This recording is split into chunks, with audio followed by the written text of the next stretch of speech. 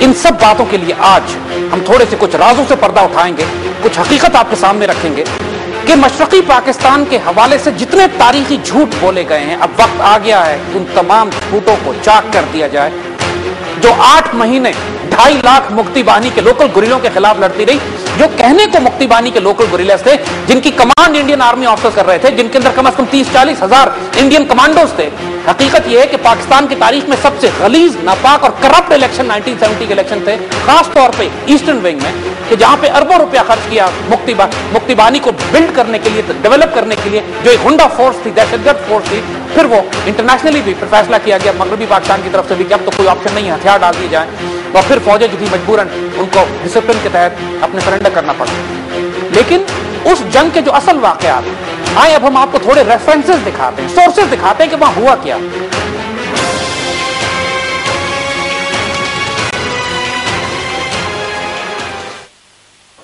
अब आपके सामने बिल्कुल एक बात वाज़ेह है, डिप्लोमेसी के लेवल पर भी हमने बहुत बुरी मार खाई। जब ईस्ट पाकिस्तान फॉल नहीं हुआ, ढाका फॉल नहीं हुआ था, उससे 2-4 रोज पहले, 5 रोज पहले भी, और बल्कि कुछ अंदर से पहले यूएन की सिक्योरिटी काउंसिल में पोलैंड ने और रूस ने करारदाद पेश की कि जिसके तहत ईस्ट पाकिस्तान को आजाद करके बांग्लादेश बना दिया जाए और पाकिस्तानी फौजें वहां से बाइज्जत निकाल ली जाएं। लेकिन जो उस वक्त पाकिस्तान के फॉरेन मिनिस्टर 1971 में यूएन में गए पाकिस्तान की नुमाइंदगी करने के लिए, उन्होंने गुस्से में आके इस करारदाद को फाड़ कर फेंक दिया। और यह अजीब इत्तेफाक है, 65 की जंग में भी वही हमारे फॉरेन मिनिस्टर थे और 71 की जंग में भी वही फॉरेन मिनिस्टर थे जुल्फिकार अली भुट्टो। जब एक दफा पोलैंड की करारदाद फाड़ के फेंक दी गई, उसके बाद अब कोई उम्मीद और आसरा नहीं था इस बात का कि सीज फायर हो, जंग को रोक दिया जाए।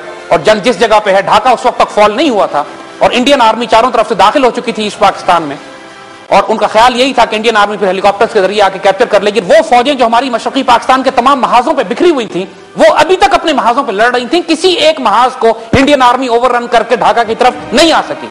वो हेलीकॉप्टर्स के जरिए ऊपर से आए और उन्होंने ढाका शहर के ऊपर फिर सरेंडर किया और कैप्चर कर लिया। आए हम आपको कुछ रेफरेंसेस देते हैं इंटरनेशनल मीडिया के, मुख्तलिफ इंडियन सोर्सेस के, जो ये बताएं कि वहां होने वाली जंग में हुआ क्या। जैसे हमने अर्ज किया कि अब उस वाकये को 40 साल हो चुके हैं। उस वक्त भी ईस्ट पाकिस्तान में हाल यह था कि 5-6 करोड़ की आबादी में से करोड़ों लोग ऐसे थे जो पाकिस्तान से प्यार करते थे, पाकिस्तान से अलग नहीं होना चाहते थे, और यह बात डॉक्यूमेंटेड और ऑन रिकॉर्ड है। लेकिन जो 1.5-2 लाख दहशतगर्द मुक्ति बाहिनी के, इंडियन आर्मी जिनमें शामिल हो चुकी थी, इंडियन आर्मी के ऑफिसर्स थे, उन्होंने वो गुंडागर्दी मचाई, वो कत्लो गारत मचाया कि वो साइलेंट मेजॉरिटी बेचारी कुछ कर नहीं सके। आज भी बांग्लादेश की मेजॉरिटी पाकिस्तान से प्यार करने वाली है। पाकिस्तान के जब मैचेस होते हैं बांग्लादेश में, जब पाकिस्तान की टीमें जाती हैं, जब बंगाल और जब इंडिया के साथ हमारा कोई मुकाबला पड़ता है, तो पूरे ईस्ट पाकिस्तान में, आज के बांग्लादेश में पाकिस्तान के लिए दुआएं होती हैं। हमारे दिल बांग्लादेश के मुसलमानों के साथ धड़कते हैं, हम उनसे अभी भी प्यार करते हैं। वो एक जोश और गलत फहमियां थी जिसके अंदर कत्लो गारत की कुछ लोगों ने, लेकिन ना तो मगरबी पाकिस्तान के मुसलमान कभी मशरकी पाकिस्तान से नफरत करते थे, ना आज मशरकी पाकिस्तान के मुसलमान मगरबी पाकिस्तान से कोई गिला रखते हैं। उनके कुछ लोग को शिकायतें जरूर हैं कि बड़े जुल्म हुए, लेकिन उनको भी डिसइंफॉर्मेशन और झूठ पढ़ाया गया है, झूठ बताया गया। यह नहीं बताया गया कि इंडिया का रोल और किरदार क्या था। जैसे हमने अर्ज किया कि आज भी वहां पे ऐसे एलिमेंट्स मौजूद हैं कि जो इंडिया के स्पॉन्सर्ड, इंडिया जिनको तरबियत देता है, ट्रेन करता है, रुपया पैसा देता है, इंडियन एलिमेंट्स हैं। लेकिन भारी तादाद में वहां लोग ऐसे भी हैं जो पाकिस्तान से प्यार करने वाले हैं। और अब इस बात पर नादिम है कि उन्होंने 71 में जो कुछ किया, जो जुल्म उन्होंने किया, जब वो मुक्ति बाहिनी के गुरिल्ले थे, जब वो पाकिस्तान के खिलाफ लड़ रहे थे, उसमें से एक साहब जो कि इस वक्त बांग्लादेश के बहुत ही रिकॉग्नाइज्ड रिनाउंड जर्नलिस्ट भी हैं, आला तालीम याफ्ता शख्स भी हैं, एक एजुकेशनिस्ट भी हैं, उनका नाम ज़ैनुल आबिदीन है, जो कि 1971 में एक मुक्ति बाहिनी के गुरिल्ले थे। उन्होंने पाकिस्तान के खिलाफ जंग की, उस पूरी अपनी जंग आजादी में जिसे वो कहते हैं वो शामिल रहे। लेकिन अब वो क्या लिखते हैं, आइए देखिए। उनकी किताब बहुत खूबसूरत, उन्होंने किताब लिखी है रॉ इन बांग्लादेश के नाम से, यानी बांग्लादेश की किरदार में रॉ का क्या, रॉ का क्या किरदार था, Indian research and analysis wing. Zainul Abidin अपनी किताब रॉ इन बांग्लादेश में, इसको गूगल कर लीजिए, गूगल पे भी आपको मिल जाएगी। वो ये लिखते हैं कि the attitude of our Indian handlers, अब इसको अंग्रेजी में हम पढ़ते हैं, थोड़ा तर्जुमा कर देंगे कि ये बहुत बड़ी तादाद में, हजारों लाखों की तादाद में बंगालियों को ये लेकर इंडिया चले गए थे, जहां पे इंडियन आर्मी ने इनको तरबियत दी, असला दिया, रुपया दिया, पैसा दिया और वापस भेजा। उस ट्रेनिंग कैंप का जिक्र करते हुए कहते हैं, the attitude of our Indian handlers and trainers indicated that they treated us not as friends but as agents.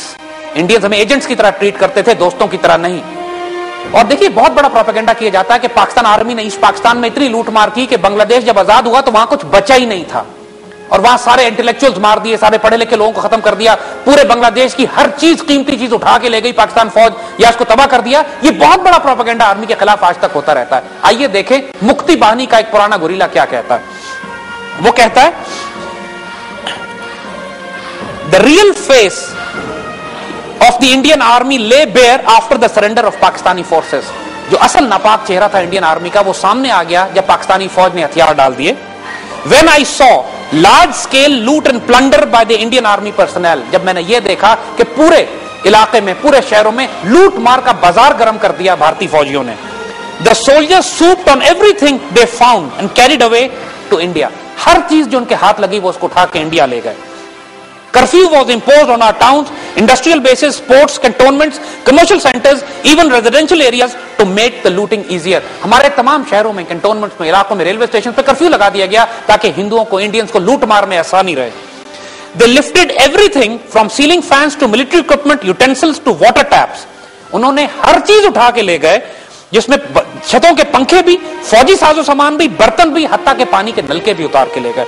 Thousands of army vehicles were used to carry looted goods to India. हजारों गाड़ियों को इस्तेमाल किया गया कि ये लूटा हुआ सामान इंडिया पहुंचाया जाए। चले ये मानना नामुमकिन है कि ये सारी लूटमार इंडियन हुकूमत की मर्जी के बगैर हो रही थी।